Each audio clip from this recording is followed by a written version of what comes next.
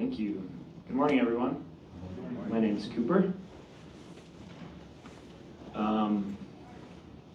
You guys are stuck with me for an hour and a half, which is unfortunate for you, but fortunately, if you guys have questions that come up, please just ask, and we can have a nice organic conversation. This is going to be a lot of information that I'm going to be throwing at you. I want to make sure that you guys understand what the heck I'm talking about, because it's pretty technical. I'd like for it to make sense. That's my goal. And who all here runs cows? Who winter grazes their cows when they run them? Cool. So a little bit about myself. My family has a ranch called Siben Livestock Company, which is located outside of Cascade, Montana, between Helena and Great Falls in the Big Belt Mountains. I'm part of the 5th generation, and I manage the ranch. We're mostly cow-calf. We have yearlings, stockers, sheep. When we range from 4,200 to 7,800 feet in elevation.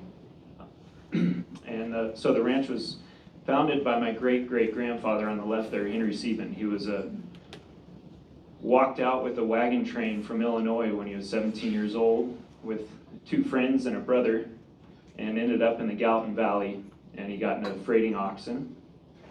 He got into freighting with oxen, and he'd basically take loads from Fort Benton, which was the last stop for boats coming up the Missouri River, to mining camps all over the state and all over the West. He'd go down all the way down to Corinne, Utah. And he ended up buying up all these old used up oxen from all these other freighters and fattening them on grass and selling them to mining camps, and that's how he got into ranching, and he actually did really pretty well. And then this was back in the free range days, and he homesteaded in the Chestnut Valley, which is where Cascade is, and every fall he'd find his cattle in the same place called Hole in the Wall.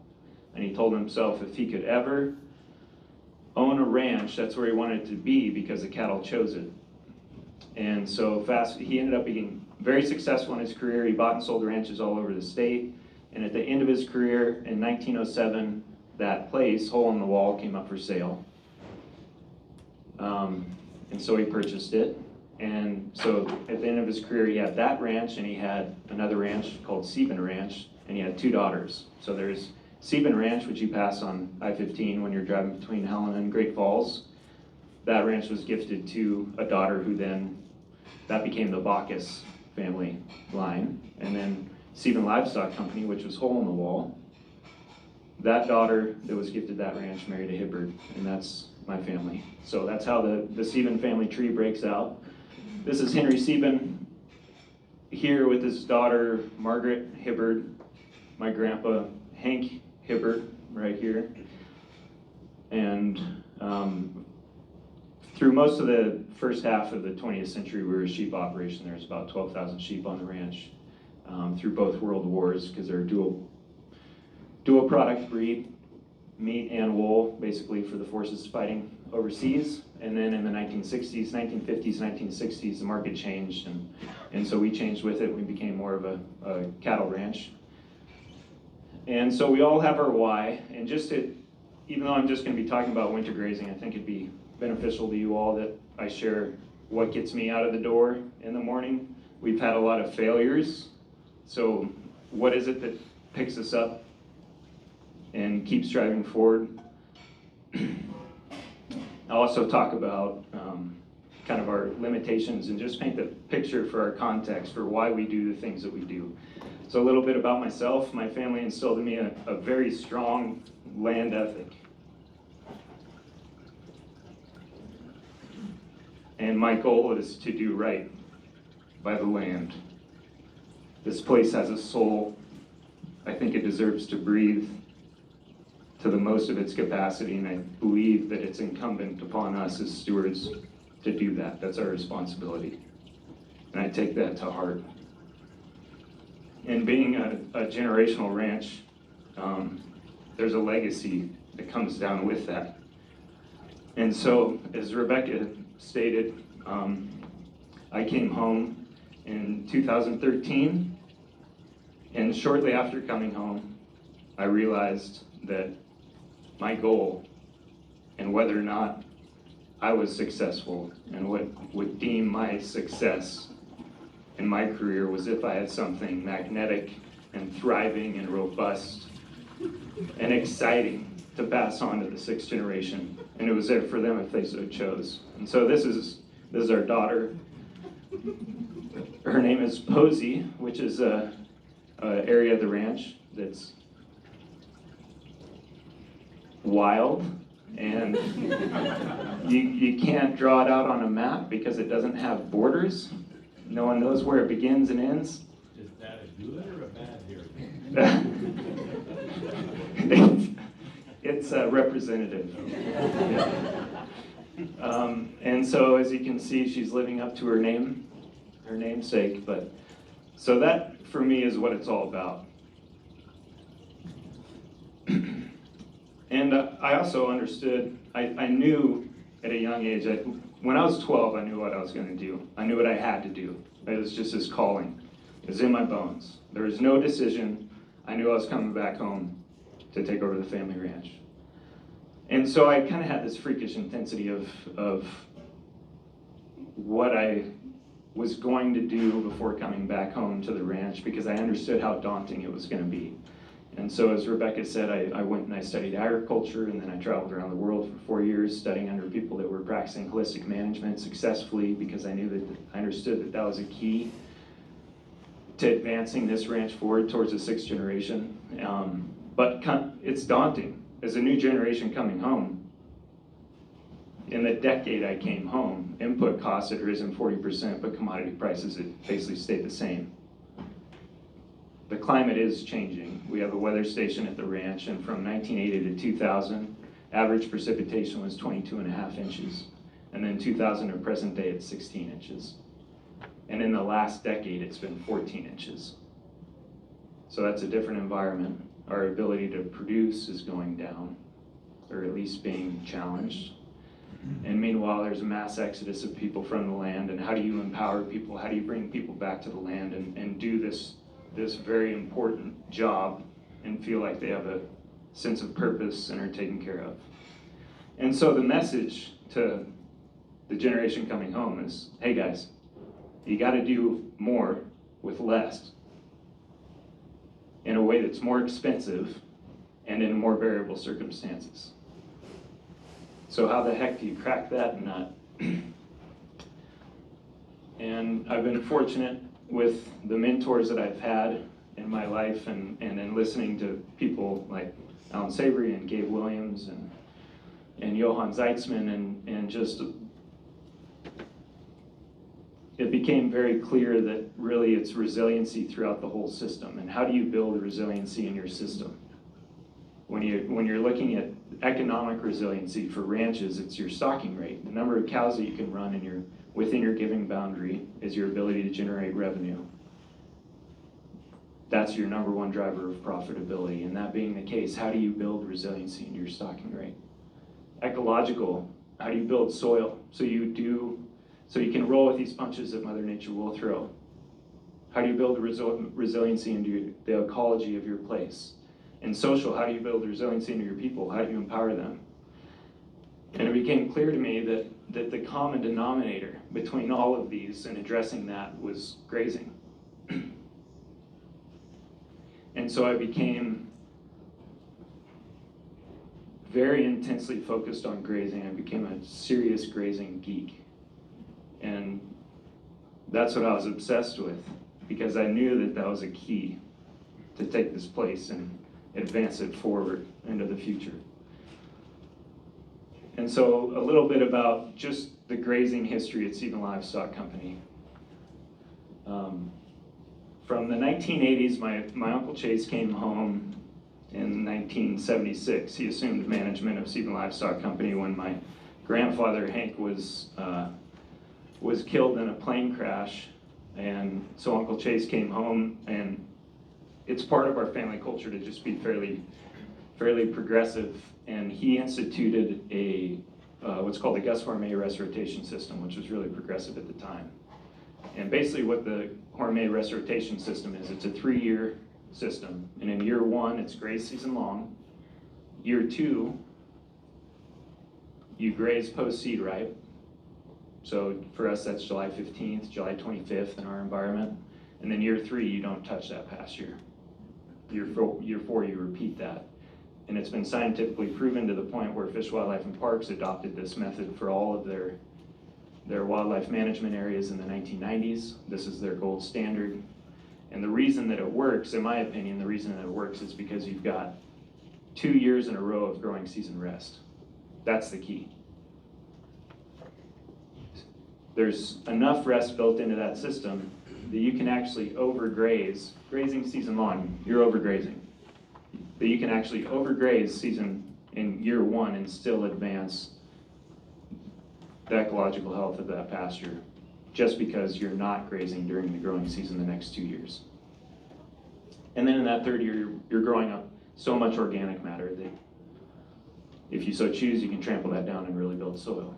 And then in 2005, we were exposed to holistic management. And so we started grouping our cattle together in bigger groups and moving them more quickly and trying to increase our rest periods.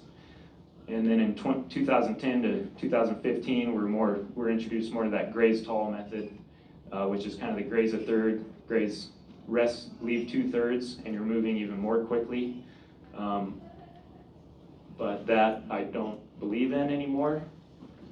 In 2016, I was exposed to this man named Johan Zeitzman, who was from Zimbabwe, and this term non-selective grazing, and that's the first form of grazing that I've heard that truly made sense to me.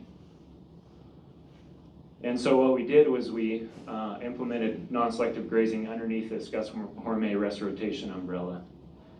And so it's high density, short duration grazes followed by long periods of rest. So just to paint the picture of why we ended up winter grazing as intensely as we're doing. I mentioned earlier that Sieben livestock goes from 4,200 to 7,800 feet in elevation. And if you were to map out our land resource base, the amount of grass that we have in each of those 3 zones, the winter zone, shoulder zone, in our summer country up top, it would look like this. It's an inverse pyramid. So our choke point, our real stranglehold, and what dictates how many cattle we could run, our stocking rate, which, as you remember, is our #1 driver of profitability, is right here, our winter zone. That became, so when I came home, this was where I became intensely focused again.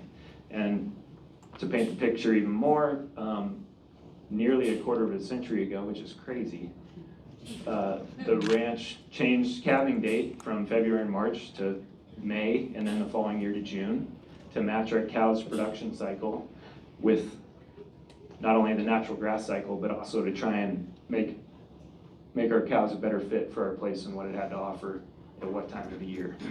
And so all of a sudden, overnight, our cows were in their lowest nutritional demand through the winter. So we could winter graze. And so we started winter grazing. When I came home in 2013, the average graze period was 4.5 days, and started experimenting with that. And as I mentioned, in 2016, I was exposed to Johan Zeitzman, started non-selective grazing. And so what non-selective grazing is grazing in a way to where every single plant is affected. It's either grazed or it's trampled. And in order to do that and not affect animal performance, you've got to run them in you've got to move them quickly. And if you're moving them quickly and you need that result of every single plant being affected and put onto a level playing field, then it's got to be in really tight densities. And so what happens when every plant is put on a level playing field, the plants with the deepest root systems and the most amount of leaf area, the most solar panel, are the plants that outcompete. Those are more often than not your desirable species. So by default, with this grazing method, you're selecting for your desirable species. And the plants with the deepest root systems and the most leaf area are your resilient species. They're growing more quantity of forage. They're more resistant to drought. And not only that, they grow for a longer period of time. So you just extended your growing season. Laying down a lot of litter You're covering the soil surface, you're moderating the soil temperature, you're decreasing the amount of evaporation, your water cycle's more effective. You're therefore increasing the length of your growing season. You're growing more grass, and not only that, you're maintaining quality for a longer period of time. And when you lengthen your growing season, you're increasing the amount of photosynthesis, which then increases the amount of carbon and sugars that are released in the soil, which then increases the amount of nutrients that are being cycled, and you just crossed into a different threshold. And if you follow that up with longer rest periods and really stockpile that forage for the next grazing event, then you increase your forage harvest and production rate, which should eventually increase your stocking rate. And so we started doing that in 2016. And this, I mentioned earlier, I've been really fortunate with the mentors that I've had, and I've gotten to spend some time with Bert Teicher, and one of his phrases that I really took to heart is fail fast, fail cheap, fail forward. So we set up an experiment, and that motto to us we've really taken to heart. If there's something we want to try, we set up an experiment where we fail fast, we fail cheap, and we learn from it, we fail forward. And so we set up I'm so glad I took this photo. This was the first time that we non-selective grazed. So on the right is a 1-day graze. On the left is a 2.5-day graze, which is 2.5-day graze is pretty intense too, right? So the difference there is non-selective on the right, and even though it was 2.5-day graze, we had to move from an animal behavior standpoint. It was a selective graze. So my Uncle Chase, the head honcho, came out to check out, like, what crazy thing is Cooper doing now? And so he's standing on the polywire line where that fence was between the non-selective graze and the selective graze. And then, so after snapping this photo, I took the camera down and snapped a photo of what it looked like ground level in that non-selective graze. And you can see the amount of grass that's been trampled in. Look at all the manure that's also been trampled in. An important thing in the amount of litter that is trampled in when you non-selectively graze is that it's a different quality of litter. It's actually pressed into the soil, which kickstarts the decomposition process, as opposed to laying on top or above the soil surface. When plants are laying above the soil surface like this, most of those nutrients oxidize into the atmosphere. They're not returning to the soil. So the quality of soil litter is also something not to be diminished. And then I went back about 30 days later and took a photo from the same spot. Here's where that polywire line is. Here's where my Uncle Chase was standing. Non-selective graze. Look at how deep, dark, rich, vibrant, vigorous those plants are. And those plants are our rough fescue plants, which for us in our environment is our pinnacle species. That's number one. That grass holds its green through the winter. It'll be 7% protein, really deep. It produces a lot. It's just a wonderful, wonderful grass. Whereas on the left, there's some dark, not nearly as much. I mean, it's a stark contrast. Cheatgrass, you don't see any cheatgrass over here, at least not patches like that. And then this was full recovery. That's that's my 5-inch or 5.5-inch hat bram over there, crown next to a rough fescue plant. Here's another fence line contrast. This was a laneway on the right going to water. So this just highlights the power of animal impact. On the left was a 2-day graze. This is all Canadian thistle. This is all mountain brome and some orchard grass and a laneway going to water. So I'm a big fan of these fence line contrast photos. I think they really tell stories. And if you guys are struggling with the whole fence line contrast photo concept, I threw this one in there too. My wife has a really good sense of humor. She thought I'd be embarrassed by this, but I'm very proud of my rancher stand. But as you see, a lot of photosynthesis happening here. Very vibrant and vigorous. About ready to die on this side.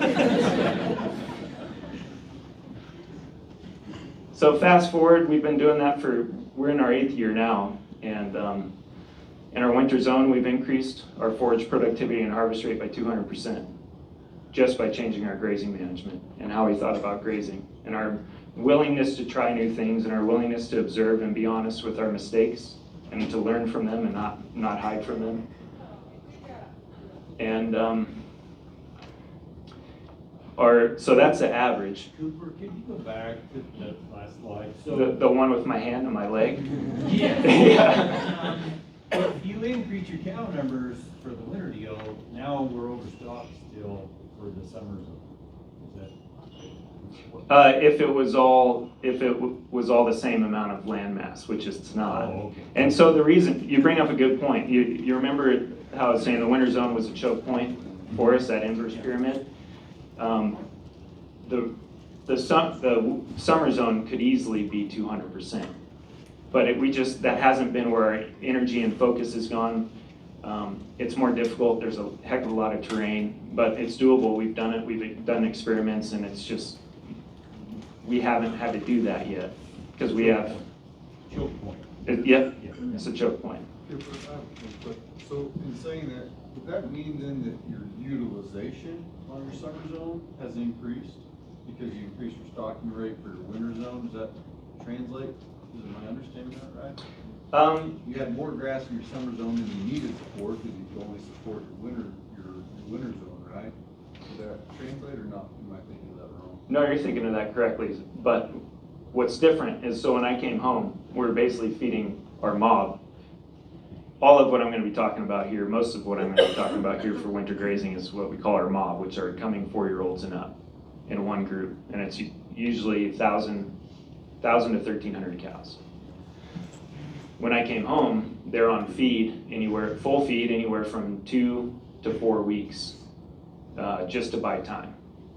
And now we're resting ground in the winter zone. So that's the difference. Is that, yeah. So the most extreme example in the winter zone is this pasture called Lower 23, historical harvest rate, which we measure in cow days per acre, CDAs, which means how many cows on 1 acre for 1 day. It's a measurement of volume of forage. Average was 16, and quite a bit of that was just lack of water, like stock water. And then we got creative with polywire and remedied that through these years. So by 2018, we had a 485% increase in forage harvest and production rate. And the reason I say forage harvest, which is really important, the moment you go from selective to non-selective grazing, you can anywhere from increase that CDA number from 30% to over 100%, depending on where you were to begin with. And then this year, we're grazing our coming 2 and coming 3-year-olds in one herd. There's about 700 head in this pasture, and their average harvest rate is 155 CDAs, which is an 840% increase over the historical average. This is them. What's crazy is I took this photo around Christmas. But that's coming 2 and coming 3-year-olds in one herd. Here's some more photos of them. You can see what the grass looks like. You mentioned animal behavior. Have you noticed that the cattle are moving so often that they go to one pasture and they're just waiting to go to the next one because they're so restless, trying to wait for the next time to move? And then how does that impact gains? And then also from a labor standpoint of trying to always have to move fences around? That's a lot of questions, but your thoughts. Well, it's a really important point that gets addressed in another slide coming up. But what you're referring to is that competitive mob mentality, which can be really hard to manage and very negative and very stressful. And one of our guiding principles is we move our cows when they're full. We don't wait for them to be hungry. And what happens is so our winter grazing season is from December 15th to May 15th. And 2 years in a row, 2021 and 2022, we increased our cow body condition score from December to April by 3/4 of a BCS score. And this, I wasn't judging them. This was from 2 different outside eyes. Our NRCS agent, who's been we've been working with for over a decade, and our nutritionist. And both of them scored them the same, independently, separate of each other. They gained 3/4 of body condition score over the winter without supplement. And the reason we're able to do that is because we're moving them when they're full. So we took what you're talking about, the competitive mob mentality, which a lot of people associate with this mob grazing, which is real. And it's stressful for cattle, it's stressful for the handlers. You can feel it when you show up, it's just like this level of anxiety. And that happens when you move them when they're hungry. And then that becomes a programmed, conditioned behavior. And so when you move them when they're full, you take that competitive instinct and you turn it on its head. And that cow wants to get to that piece of grass before the cow next to her does. So they end up eating when they otherwise. Don't move them right when they first get there. Go check the salt. They're calm until we call them, and then seems like they're. Right. We've got accustomed to coming to the call rather than the side by side showing up for. Which is also super important. Right, and then they're more calm. Yep. Yeah, so there's all this, you just have to be really aware of Pavlov's effect, you know, because it is you're moving them every day. And so we make a point to, instead of just showing them up, or showing up and opening up a gate, we'll open up the gate and we'll take them for a walk away from the gate. And then we'll take them back to the gate and bias in the gate. And we're moving the cows every day. They go by the handler in the gate. We fence line wean our calves in the fall. Every time we're doing that, we're training them for fence line weaning come the fall, because they're going by a handler in the gate. That's their comfort zone. They're good with that. Any other questions? So again, this is our herd of coming 2 and coming 3-year-olds. And we're in that pasture lower 23, we're actually moving them every 2 to 4 times a day. And which sounds like a lot, but when your harvest rate is 155 CDAs, that's 4 acres total in 24 hours. So you're just building a 1 acre or a 2 acre graze. So it's 20 minutes of polywire. And we're ramping up. We are supplementing them on a high energy, high protein block. And so by doing that, we're just ensuring that they're getting what they need and that we're increasing body condition. And so this is what the feed looks like. Here's a fence line contrast. And here's what their manure looks like on that feed with that supplement. They're getting what they need. This was all taken at the end of December. So again, 200% increase in our winter zone, and what really makes that so exciting and encouraging for us is that increase of 200% happened in the driest decade in the history of the ranch.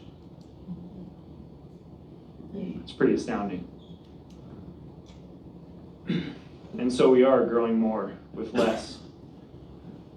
And what that 200% increase means for us, you know, that choke point, is we're essentially handed 2 more winter zones. And you can't lease ground where we are. You can't buy, you can't buy more ground. We were just handed 2 more winter ranches for the price of changing our mind about grazing management and for this constant search for what is possible. And last year, what that meant, we would have had to pay $300 a ton in hay to get hay delivered to the ranch. We're at the end of a gravel road. No one wants to haul there. It's $45 over market just to get hay there. Then $300 easy per ton. So what that meant for us in annual savings per head was $530.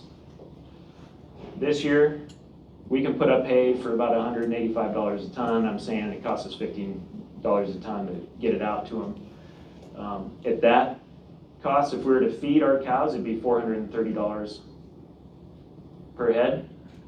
Grazing them with mineral, I'm saying $160 throughout the whole winter. That's a savings of $270 per head, which could either make or break you.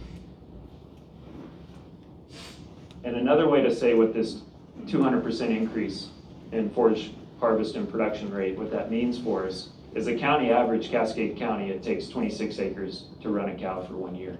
If we were to do this throughout the rest of the year, which we aren't, but if we were to do this type of grazing throughout the rest of the year and prorate our animal units for the rest of our production cycle, it would only take us 4.2 acres to run one cow for a year. So 6 times the county average. And of course, the proof is in the pudding. So 2021 was our driest, hottest year on record. All of our neighbors had to destock, most of them up to 40%. This herd was 26% bigger than it was the year before. And not only that, we were beating all of our harvest rate records that winter. And our cows were increasing in body condition. And so this proves that what we've been doing with grazing and the genetics that we've been selecting for are working. That's the drought, that's the resiliency that I was talking about. With expanding or kind of doubling your winter zone, has this affected a lot the size of, like, the overall size of your herd, like a disposable herd? Say, okay, we can't support, we can support this many animals during the summer, but only this many in the winter. Has that caused you guys, since you can now support more animals, did you start keeping more animals year round, or did you change up, say, bringing in yearlings or something, or did it strictly just affect how much hay you were feeding, but then you spent a lot less on hay? We actually haven't decreased the amount of hay that we're feeding overall, because our hay has just been diverted to our calves. We're wintering all of our calves. So instead of it going to cows growing a fetus, our cows are still growing a fetus, but we're also raising a calf for a competitive cost to gain. So it's more efficient use of that hay. And then to your other point of your question, we don't know what our stocking rate is anymore. We blew that box up. I don't know where the ceiling is. It's a really fun place to be. But in order to grow into that, we have been buying outside critters. We've been buying some bred cows. They don't work in this system, but we're trying to get calves bred to our bulls. And so we're trying to grow into that, and we have to do it organically with the genetics that we have, and that's the phase that we're in right now. Could you talk a little bit, are you going to talk a little bit about how you water these? I'll talk about our watering system. Yeah. So in 2021, we wintered 1,030 cows on 200 pounds of hay per head. We feed through storms and zero supplement. 2022, 1,300 cows on 330 pounds of hay. Last year was a rough winter, and we fed about the same, 330 pounds. Zero supplement, and yet they gained 3/4 of body condition through the winter, which 3/4 of body condition from December to April. One body condition score is equivalent of roughly 100 pounds. That's roughly an average daily gain of 2/3 of a pound per head per day, which is pretty darn cool. Yeah, I was just wondering, from getting to that point where you're able to run those mature cows without a supplement, I mean, you think is that like a combination of, genetics and improved forage quality and improved utilization? Or was it, you ran them on a supplement for a while until you were able to get here? That's a great question. I think it is a combination of all of that, and I think moving them when they're full was really the key that was missing. And also what needs to be said is our native range is all cool season grasses, and many of these hold their green through the winter. So just because we can do it, that's a very important piece of information. This is an unfair advantage that we have. We've got rough fescues, we've got Idaho fescues, we've got green needlegrass, all of these grasses that hold their green through the winter, and allows us to do this without supplement. Not many people can. That's a very important piece. Thank you for bringing that up, because I need to not leave that Kind of out. a follow on, when you owned in 2013, what was the average frame score of your cows, and what's the average frame score today? Average frame score is probably 6 when I came home, and it's probably 5 now. Yeah, genetics we've gotten into a lot of focus on genetics, which I'll get into here shortly. So our grazing principles for animal performance: fresh feed as frequently as possible. That's whatever you can do and still enjoy doing it. For us, our happy number with the mob is we're moving them once a day. And that's actually less work than moving them once every 2 days. It's less polywire, they're more content, they don't get restless. And so half the time, cow boss Dave, he hardly even makes the fence hot. They just don't test the polywire. And so because of that, they aren't breaking out. You don't have to deal with all that other stuff. It's controlled, it's easy. He's going out to check the cows anyways. He's gonna take 20 minutes or 2 hours, whatever the polywire takes for that day to do it. Moving them when they're full, that one's huge. And that's just a developed field that you need to get in touch with. And if winter grazing, this is something that had to be beaten into me. I lost the ranch a lot of money many times because of this. It's like once you start having these successes, you can, or at least I can, with my personality, get sucked into this conservation mindset. And it's like, oh, there's a storm coming. Let's just wait and see how bad it is. You know, I kind of pride myself on how little hay we feed out. The moment you just, if that's your mindset, which it was mine for years, the moment you decide, oh, it's pretty bad, we should probably get out there and feed some hay, you're way too late. This whole model depends on body condition. It depends on that fat reserves, and you just smoked through those precious fat reserves you spent 9 months building up. It's very short-sighted. It was very short-sighted of me to do that. And yet, so now a storm's coming, we'll feed before the storm gets there, half ration, get them full, get them content, and then half the time, partway through the storm, they're ready to go back to grazing. And we actually end up feeding less hay and conserving all of our body condition. Low stress livestock handling, we're huge fans and followers of Bud Williams, and we put a lot of stock in the importance of this. I mentioned the mental and emotional well-being of our cattle. We're very serious about that. And we believe that our cattle need to trust us. We're the handlers. And we've been serious students of Bud Williams for 20 years, and the reason that we can do what we're doing is because our cattle trust us, and they're comfortable with what we're doing, and they look to us for guidance. Adequate fresh water at all times. If you're gonna non-selectively graze, especially in the winter, you'll hear these guys that are, usually they're bale grazing, but they just let their cows eat snow. I've killed cows doing that. They're eating so much dry matter that they have to have good, adequate water in order for that whole digestive process to work. We had, it actually snowed 2 feet of wet snow, and our cows stopped going into water. This was an April storm. And we didn't worry about it because it was wet snow. And then the next day there were 3 dead cows. I cut open 2 of them, and the abomason was packed full of dried feed. They were dehydrated, even though there's wet snow on the ground. So if you're grazing in this style, water is very important.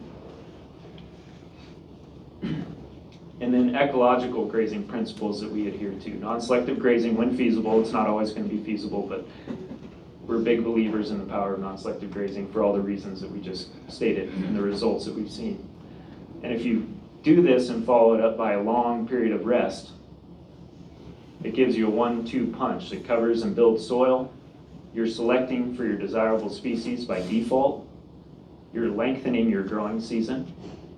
So you're growing more grass and maintaining that quality longer, which then has an impact on animal performance. You increase your harvest efficiency, so it's just more efficient use of your resource base. You're capturing more water, your water cycle's improving. And you're capturing more energy. More photosynthesis is happening. You're injecting more sugars and carbon into the soil. And all of that leads to an increased stocking rate, which leads to a more resilient business, or at least the potential for a more resilient business. So how are we doing that? We started having lots of litters of puppies. This was our first litter of pups. We had 12 pups in the first litter and 10 in the second, and they all survived. Just everyone's probably familiar with the polywire. And this is the type of polywire we like. Gallagher turbo wire.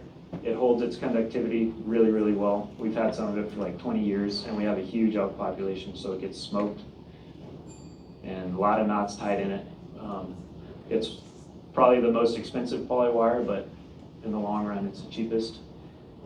We build these reels with electric motors to roll up all of our poly wire. In the summer, we'll have up to 14.5 miles of poly wire at any given point, so we do a lot of it. And we use these 3/8" fiberglass posts. I'm not a fan of the pigtails. Our ground's too rocky. When we go out, especially in the summer, we can be stringing up 4 miles of poly wire in one day, and you can take 4 miles worth of posts on one four-wheeler if there are these types of posts. So it's just super efficient, and we just do one wrap, poly wire, and then every 3 posts we'll put in a 1/2 inch or something in case it gets run through by an antelope. Your whole fence doesn't go down. And that way it's really fast, really easy. And so we start out at our water source, and we graze away from it in 1-day increments. And this is our poly wire line right here. Here's next day's feed. This is the feed bunk for the next day. This is where they've been. And all we do is we come out the next day, and Dave Ward, the cow boss, he prefers to go out the morning of and build that day's graze the morning of, because those cows are telling him it's a more immediate feedback loop than it would be if you were to build 2 days worth of grazes in front of your cows. We've done both of those, and this system works a heck of a lot better for us. I like how little of the grass under the wire is grazed in that photo. They weren't looking for it. They're happy. Yeah, good point. I've never noticed that. That's not always the case with us. Yeah. And so, so we string up the next day's graze, and then we just roll up this poly wire to give access to the next day's graze, and they have open access all the way back to the water. So they're walking back over all the ground that they grazed. You just grazed it in such high density that it's so foul, there's very little back picking. It's not appetizing to them. So they walk back to water, they get a drink, and they head back to the fresh feed. Could you go over that again? I didn't follow you through that of building the next paddock the day of. I didn't get that. So a lot of guys will build 2 days worth of grazes in front of their cows. We like to go out the morning of, and because we're running at such a technical, 1-day grazes are moving twice a day or 4 times a day. We want to make sure we're moving them when they're full. And so every day your size of graze might be different. And it depends on, whether or not there's a cold wind, and there's all these other variables that are a lot more immediate. The size of the paddock is kind of what you're getting at. Yeah. The day of, I can decide how, because it's not set in stone, you're saying it's day by day. Exactly. I'm going to make this next paddock. Exactly. Yeah. And so we string up that poly wire and we just roll it up to give access to new ground. It looks like there's a fence here, there's not. That was old graze line. They're marching on a new feed. This photo, you can see where the cows are. Water's about 2/3